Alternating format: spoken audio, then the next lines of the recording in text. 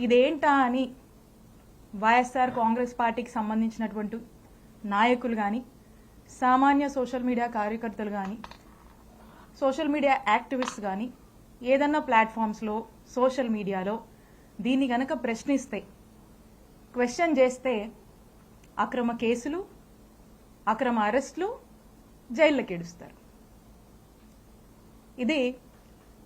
ఇదంతా కూడా ఒక రెడ్ బుక్ రాజ్యాంగం రాష్ట్రంలో నడుస్తుంది. మరి ఈ రోజున ఇది ఎలా అయిపోయిందంటే మన రాష్ట్రంలో ఇదొక పాలసీ మాదిరిగా, ఇదొక గవర్నమెంట్ పాలసీ.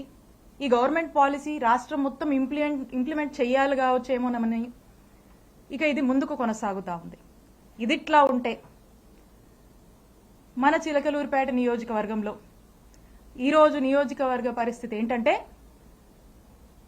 ఒక ఆటవిక అరాచక పాలన చిలకలూరిపేట నియోజకవర్గంలో కొనసాగుతుంది. ఇక్కడున్నటువంటి ఎమ్మెల్యే పుల్లారావు గారు అవినీతికి ఘనపాటి పత్తిపాటి అని చెప్పొచ్చు. ఇక్కడ ఒక చక్కటి నెరేటివ్ని, కట్టుకథ చక్కగా అల్లి ఒక వ్యక్తిని ఈ పుల్లారావు గారు స్టేషన్కి పంపిస్తాడు. పంపించి ఒక కంప్లైంట్ ఇప్పిస్తాడు. ఇదంట 5.5 ఏళ్ల కిందట 2019లో అట ఒక టీడీపీ సామాన్య కార్యకర్త సోషల్ మీడియాలో అబ్యూజివ్గా, అసహ్యంగా పోస్టులు పెడితే దానికేదో స్టేషన్లో కంప్లైంట్ వెళ్ళిందట. పోలీసులు డ్యూ ప్రొసీజర్ ఫాలో అయ్యుంటారు. దానికి నాకు సంబంధం ఏంటి?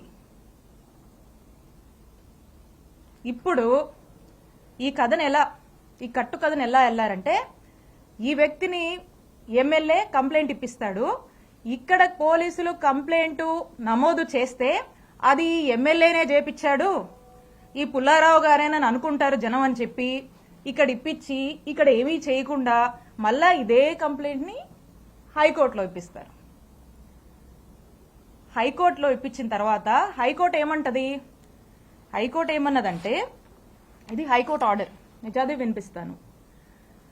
Learned assistant government pleader takes notice on behalf of the respondents and state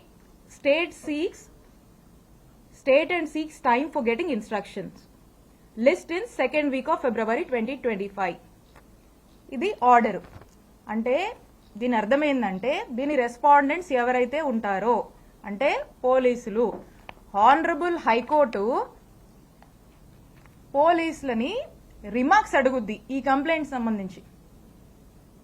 తర్వాత దీన్ని ఫిబ్రవరి 2nd వీక్ కి పోస్ట్ చేస్తుంది. ఇంత ఈ ఆర్డర్.